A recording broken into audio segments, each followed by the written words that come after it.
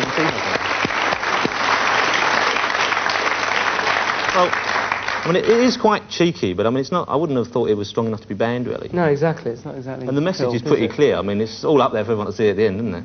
It's true. I feel kind of embarrassed about all the publicity because I think it's it makes people ready for something a lot raunchier. And I didn't try and do something that was going to get banned. I really tried to make this as close to the you know, I tried to get it real borderline. And again, the only thing I wasn't sure about was Top of the Pops, but I think it really is we actually had it looked at by the British Film Board, and they gave it a 15 rating, which makes quite a mockery of this whole thing. The fact that it's been banned from TV, yeah. I mean, AIDS has now prompted people to start examining relationships a bit more closely, perhaps, than they did before. Monogamy now is fairly hip, isn't it? I mean, would you have written a song praising monogamy if it wasn't for AIDS, do you think? I don't know, it didn't really occur to me before. I probably wouldn't have introduced the idea of monogamy into the video and the record a year ago, because I wouldn't have seen it as a necessity, and I've always thought that as it's just a personal point of view. How frightened are you personally by AIDS? Have you actually had an AIDS test? No, I haven't, no. Would you have one? I think I'd have one if I had been, I think it's fairly safe to say that the period in which I was, let's say, unselective, it was a long way back, and it was in London at a time when I don't think it's not really a genuine threat. If I had been in that same period of time, because I remember actually, to be perfectly honest, when I first went to New York, I was terrified of herpes. Yeah. I remember coming home. Herpes seems quite friendly now, doesn't it? It does, doesn't it? It's a bit like, you know, having flu or something. Yeah. Because you've got a cold now, haven't you? Because I didn't actually use that to introduce. There was a good link in there. It was a good link. I just thought your voice was sexy today. Yeah, I know. My voice is very deep today. It's because I have a cold. It's not because I'm trying to play up this macho image, you know. But no, I was terrified of herpes. I remember coming back from New York.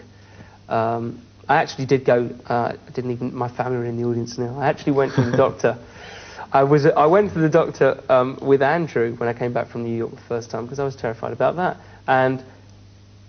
But even that was just from one stray night in New York, and I was terrified, you know. So I mean, that was 5 years ago. I've never played the field in America or abroad, actually, and so I'm not really worried. If I had been basically screwing around when I've been travelling, I think I would have had a test by now. You know, I think you can make your own judgment as to those things. Did you used to use a condom when you were sort of unselective, or do you use one now?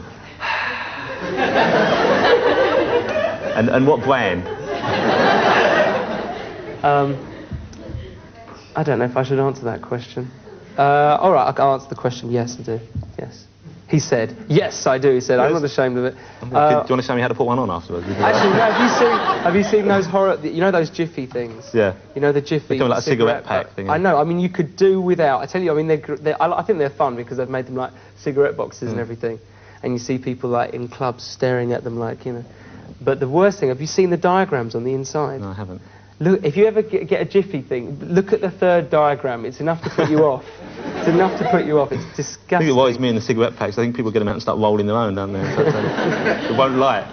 Let me just ask you a little bit about your future. You're thinking of moving into acting, aren't you? In a few years' time. Well, I wasn't really thinking about it, no. I thought you were hoping to go that way. I thought you were looking for people parts. send me scripts of things. The latest one I've had is I've been offered the role of a Greek Jewish revolutionary. That's serious, it's the truth, you know. And sounds tailor-made for you. It does, doesn't it, really? And it could be a moderate revolutionary. That's yeah.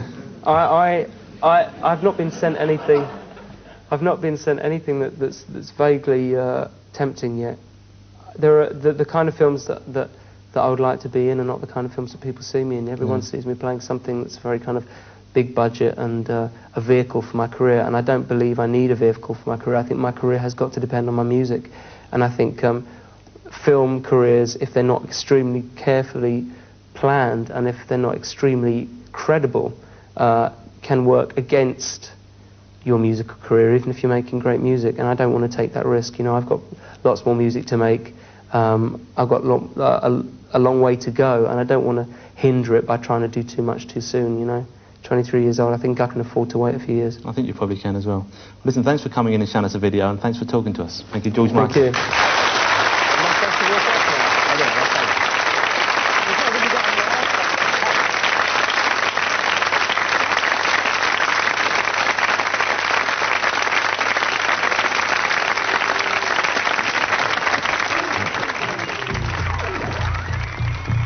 Stand by video.